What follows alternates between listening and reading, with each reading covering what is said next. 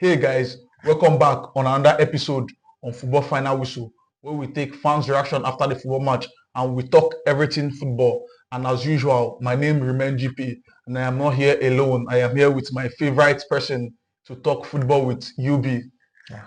UB, welcome. Thank you very much. We are here again. Before we dive properly into the preview of the week 5 of the Premier League, let's quickly talk about the biggest competition of club football, which is the UEFA Champions League, which took center stage in the midweek. And we saw big teams win. We saw some lose. We saw some draw, like Manchester City. And the biggest winners, congratulations to Bayern Munich, beating Dynamo Zagreb 9 goals to 2. Expected. No, you can't say expected. Expected, really. No, you can't say expected. We believe that Bayern will win, but that scoreline made them create a record in the Champions League. 9 goals, scoring 9 goals. They did 8 in a semi-final, so I Yes. don't think it's surprising. 9 has never happened before. And They did 8 in the semi-final against the big team as Barcelona. So please, Initially, when Vincent Company took over this job, most people were saying he's a baby coach. He's a baby coach. yeah. Why should this job be? But He was being underrated. after 5 games in Bundesliga, yes, and the first game in the Champions League, we have seen why this job was given to him. Yeah, Congratulations to Vincent Company. I feel like he just needed quality players because he didn't have that when he was in Burnley. So I'm sure we already saw that when he was in the championship with Burnley, where the players were not as, quality of players were not as good as were supposed to be. Yeah.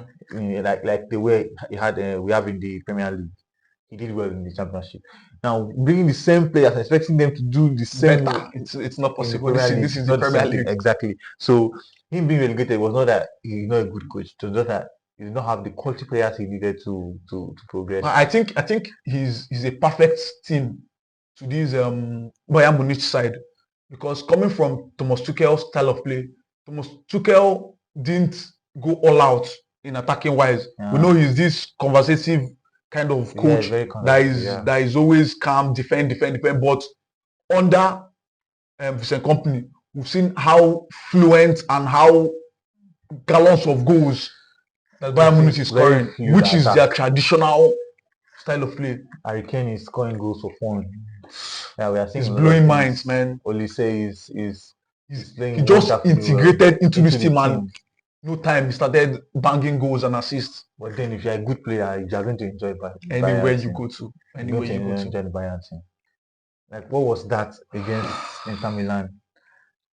Like, Everybody expected Manchester City to go all the way at home. at home. Should we talk about that jersey? That choice of jersey? It's well. I mean, they were home. People are they were not wearing the traditional. You know, when jersey. they blue and white. That blue and white is their But home with kit. no City form. And when they are wearing that they are going to school you. They are going to put you through school. But then they were wearing that. I don't know what that was. Because I think at some point Akonji passed the ball to the linesman. And the actor after the match said he thought that was Bernardo Silva. Wow. Because the upper part of that jersey is yellow. Yeah. And the linesman was Just also wearing yellow. Yellow is somewhere. So he said, I thought that was Bernardo Silva. He passed the ball to the linesman. And the thing went out for a throw. So I don't know what happened. But Man City, I think that jersey is bad luck for them. They should not try with him wearing that jersey again. Because at home, at least, you expect Man City to at least score, at least worst comes to worst, to score 1 goal. But they didn't have any goal at all against Inter Milan. So it was. Well, you're talking as if Man City just played the games themselves and they decided not to score. You're not giving credit to this Inter Milan team who defended and held Man City through the 90 minutes. In as much as Inter Milan are a good team, we know Manchester City. Haaland did not have even 1 shot on target. Haaland, that we know. It's not like he didn't have a lot of balls on, but he didn't have shots on target. I feel like there was just something wrong. Manchester City don't have a lot of shots on target. No matter how good you are, Manchester City at least have shots on target against you. You didn't have a lot. In fact, I think if I'm not wrong, Credit to the Inter Milan team. because they marshaled their defense and they devised a way of containing the attack of Manchester City. Kudos to Inter Milan. I'm still going to say that they should not try that jersey. That jersey was terrible. How they played out didn't have anything to do with the jersey. Yeah. Didn't have anything to do with the jersey. PSG against Girona. The keeper did everything right till the 90th minute. Just one error. I felt so bad. And PSG ran away with 3 points. I felt so bad for him because he was making unbelievable saves. Unbelievable saves that one-on-ones or what have you. But then that was a howler. It was a howler. I don't even know what to say. But then they tried. They don't try it, but they didn't deserve to lose that game. Yeah, they didn't deserve at all. They played quality football. Good, yeah. So guys, let's now properly dive into the Week 5 Premier League match preview. And we have a couple of interesting matches in the Week 5. And we have arguably the biggest match of the season. Manchester City against Arsenal. That is arguably the biggest. In fact, it is the biggest because these are the most informed team in the Premier League. Last season, Mancity ran away with the trophy and Arsenal gave them a very good run for their money and they ended up second. That is the biggest match of the Premier League. While we look through other interesting fixtures in the Premier League that will start on Saturday. We have the early kickoff on Saturday. We'll see West Ham welcome Chelsea at home. London derby. Early kickoff. London derby. Chelsea going away to West Ham. What do you expect? Well, first of all, West Ham are a very good team. Let's start there. West Ham are a very good team. But with the way Chelsea is playing right now, if they can convert their chances, I feel like they're going to beat West Ham. Just need, I think we have, and we don't know if Malo Gusto is back. We're going to start that match, but I think he was back in training. Yes, he's back in training. I think even Reece too is back in training or something. Reece is back in light training, but I don't think he'll be featured in the match. If we have even Latvia too. If Chelsea has all their players need for that game, because I know there are only issues.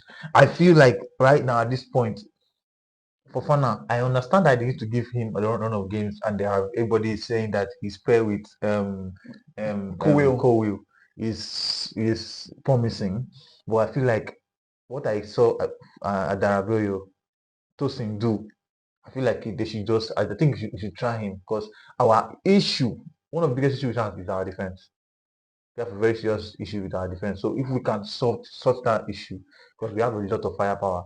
In our front line is we have a lot. I mean, apart from Jackson, that keeps missing. We have an issue. Jackson is a very big topic. If we dive into, we'll not be able to dissect finish because this guy is having a lot of play time.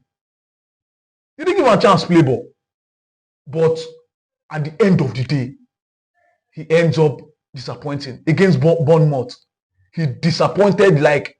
When he was substituted, I said, good one, Enzo Maresca. That is the way to go. And who he was substituted for brought the winning goal to Chelsea. That is a masterclass substitution. Would it be better to start Nkunku ahead of Jackson? I even feel like we can play Joao Felix on that striking position. But to be a first nine, when you have people who can play better nines. I feel like start Joao Felix and bring Nkunku from the bench. I know. See, over the season, how many seasons have we had Nkunku for? I think one season. One season, yeah. This is when Nkunku starts, he doesn't really do well. I personally noticed that if Nkunku starts, he doesn't really do well. But if he comes from the bench, he always scores. He always does well. So I feel like Nkunku is a on the bench player, but outside striker, I don't feel like Nkunku is that person. Nkunku is not your top number 9. Yes, he's good playing behind a striker or as a supporting striker. Exactly. And Chelsea's style of play doesn't support that. And when you start a Jackson who ends up flattering to deceive, he will not give you these goals. Is it not better you play an Nkunku who will give you goals than a Jackson who will hold on play the ball around, and when to put the ball at the back of the net, find him wanting. That is what the coach needs to, because what Jackson brings to the table, apart from goals, he brings a lot of, like, he knows how to hang onto the ball. He hardly loses. Please, let's not go there. Please, let's not go there. Let's say he hardly loses the ball. Please, no, I disagree. You give a Jackson ball, yes, he has the ball. His decision making is poor.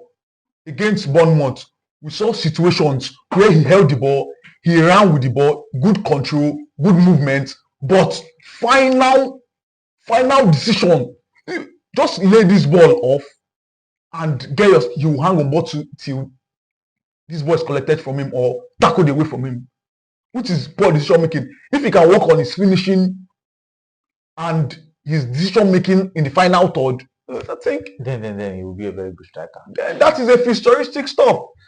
And then besides the striker, the left and right wingers, I think Sancho, he deserves to start. Yeah, with what we saw against Bournemouth, I think he should start. Sancho deserves to start. I don't see Pedro.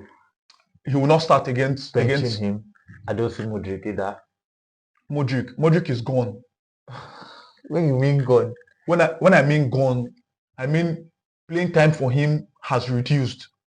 Because if Jackson replicates week in, week out this performance against Bournemouth, ideally the substitute you will see is maybe Neto coming on later. Yeah, for Modric till he steps up his game. If he doesn't, sorry, the nigga is gone. I feel like Sancho on the left, Madueke on the right. I mean, did Madueke do enough to convince you that okay? Well, Madueke didn't convince me entirely against Bournemouth because Bournemouth defended so deep, so we didn't see more of Madueke, and his decision making too was poor in the match. Madueke is just such a hot and cold player. This match he's okay. The next match you don't know what to expect from him. That is where Pedro Neto comes in. He likes operating from the right wing. So when you see Madueke is not in the game, or sometimes you have to start Pedro Neto from the right wing, I think that is what the coach should do going forward. We have a couple of other fixtures to look up to. Let me quickly run through some of these fixtures. After West Ham versus Chelsea, we have Aston Villa taking on Wolves, Fulham taking on Newcastle, Leicester taking on Everton, Liverpool at home taking on Bournemouth, Southampton taking on Ipswich Town, Tottenham versus Brentford, and the late kickoff for Saturday Football Live will be Crystal Palace welcoming Manchester United at the Selhurst Park. Crystal Palace, Manchester United. We've seen this recent resurgent Manchester United side for the past 2 matches. 10 goals in 2 matches. The likes of Rashford seem to have found their goal scoring boots. Yeah. Anthony, the dance man, seem to have rediscovered. Can we leave Anthony his footballing talent and go to Garnacho instead? Yes. Anthony is such a one-off, please. But this is Manchester United going away to Crystal Palace. What I expect that Manchester Man U are going to beat Crystal Palace because they don't play that well. I mean, Chelsea flopped the fixture against them, flopped, and they lost. They drew at home to Crystal Palace. I think Chelsea were home in that game. I think Chelsea were home and they drew Crystal Palace. Man U will not do the same mistake. judging from what they played in their last 2 games, they're not going to make that mistake. I mean, they have goals. They just hope that they didn't score all their goals in the Carabao Cup during the week, because that's what happened to Chelsea. Chelsea went and scored 6-2 against Wolves. against Wolves, And the next match, they didn't see goals. They were looking for goals. So let's hope that won't happen. So I feel like Man U is capable. This is the match I'm looking forward to. This Manchester United match. We've seen Eric Ten Hag being a kind of stubborn. Garnacho has always started from the bench, but against Barnsley, we saw him start Garnacho, and we saw what Garnacho brought to this team. I'm forgetting Diallo. Diallo came from the bench because he started Anthony ahead of Diallo, but Diallo came on later. I followed that match, and Rashford seems to have found the Rashford of 3 seasons ago. Rashford got 2 goals, and Man U got a clean sheet. Is this a growing Manchester United? Have they found the Manchester United we used to know? Manchester United winning the next match will not really tell what they are capable of. I want to see them against the top 6, top 7 teams. Not against Crystal Palace. It's not going to consider like I considered a team where okay Chelsea beating Wolves. You can't say, oh, Chelsea is back because they beat Wolves. That's a mid-table team. Come on, you cannot judge Chelsea from that. So Man U beating Crystal Palace, you cannot judge them for that. When they beat, okay, I'm going to give it to them. They beat Newcastle comfortably. Then I can give it to Man U. They are back. So you don't think Man U has discovered themselves? I don't think Man U beating Crystal Palace is going to be such a huge achievement on I mean, size of the club. Come on, you can't compare. So Man U are supposed to, if would they do it? It's another, but they are supposed to beat Crystal Palace as a house park. Quickly, before we talk about the biggest match of this week, arguably biggest match of the Premier League, Brighton will take on Nottingham Forest at home for the opening match on the Sunday Live Football. Then finally, so when is Liverpool playing? Liverpool playing on Saturday against Bournemouth. That's another match. And Bournemouth is home. No, Liverpool is home. Liverpool is home. Yes. Liverpool showed in that last match that they are capable of. I mean, in their last Premier League match, they lost. They lost again against Liverpool. Lost against Nottingham. Nottingham Forest at home, courtesy of the goal of Hudson-Odoi. At home. That was like, I don't even know what that was, because their performance in that game, I don't even understand what happened. But so you don't see Liverpool beating Bournemouth? That's not what I'm saying. I'm saying they are showing signs that they are capable. You know, the way before that match, they had a clean sheet in all their matches. Yes, they were the best team. Nothing. No goal. Yeah. They didn't let anything in. Yeah. But then that match, they lost that match at home. So they have shown that they are capable of making. Don't you think they had one mind in the Champions League? They didn't put their full chest in the match because of the match against AC Milan, and they won AC Milan. That is not even logical at all. Because when you say that, maybe means they bench players. Who did they bench really? No. That Salah played. Everybody, all their first 11. The only person that they switched the weekend was Gakpo and Diaz. Diaz and Gakpo. Gakpo started, and it was showing that, okay, I need to start ahead of Diaz, because Gakpo played his. Oh my God, Gakpo was so good against AC Milan. So maybe I feel like they should start him in the weekend and see what happens. But then Liverpool, they're going to normally. They're supposed to beat Bournemouth. Normally, I mean, if Chelsea could beat Bournemouth, who is Liverpool can. So Manchester United, Arsenal. This is the match. Manchester City, Arsenal. This is the match everybody is looking forward to. First versus second, and we've seen Mancity this season, free scoring side. getting a whole lot of goals, courtesy of their striker, Erling Haaland, who has shown to be this striker every club clamor and wish to have. And we see Pep Guardiola structure this team in such a way that people are scared of taking on this Manchester City team. And Arsenal have an opportunity to show us that they are the team everybody thinks they are. They are the team that will match Manchester City head to head, toe to toe, attack I attack, score I score. This is an opportunity for Arsenal. Do you think Arsenal have a chance? The only way for Arsenal to win against Man City is for them to play what they always do. Pack the bus and look for counters.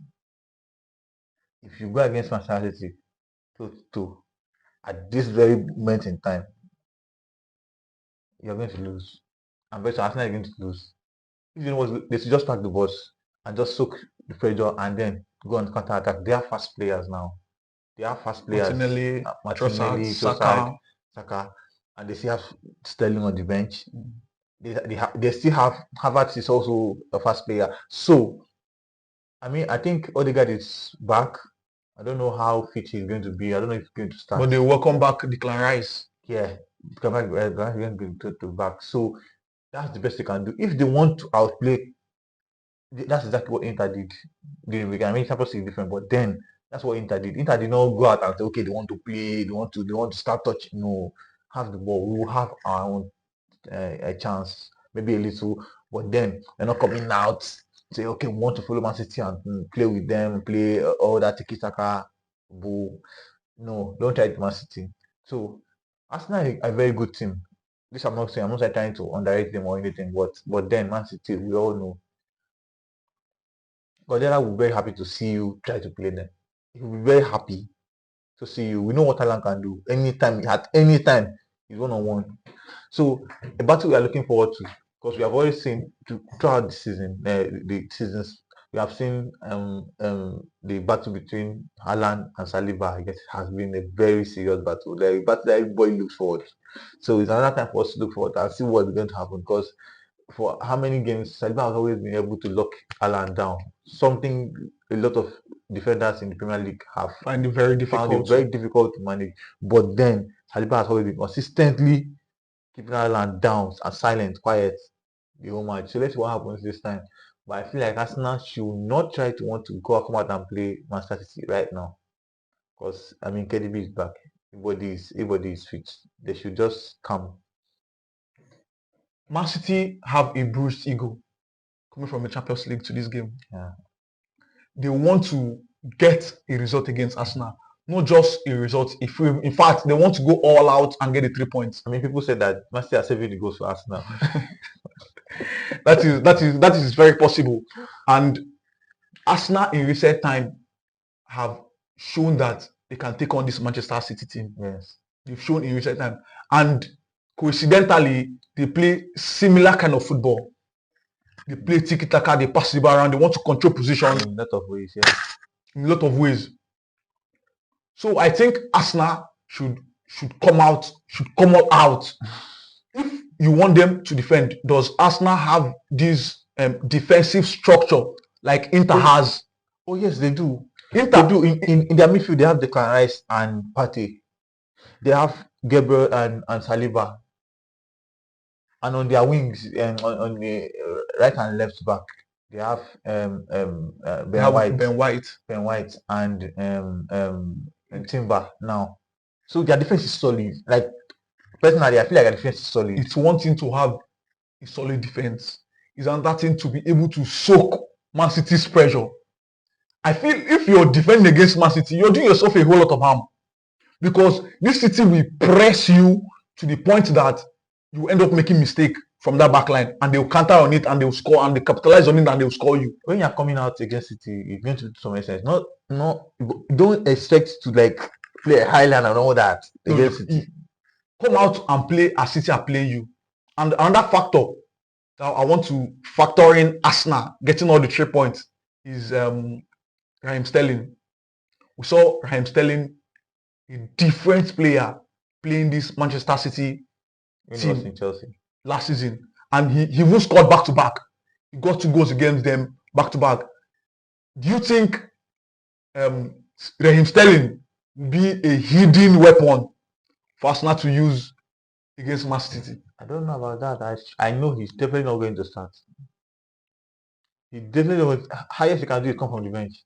So whatever weapon he thinks he has, just come from the bench because he cannot come from the bench. There are too many things.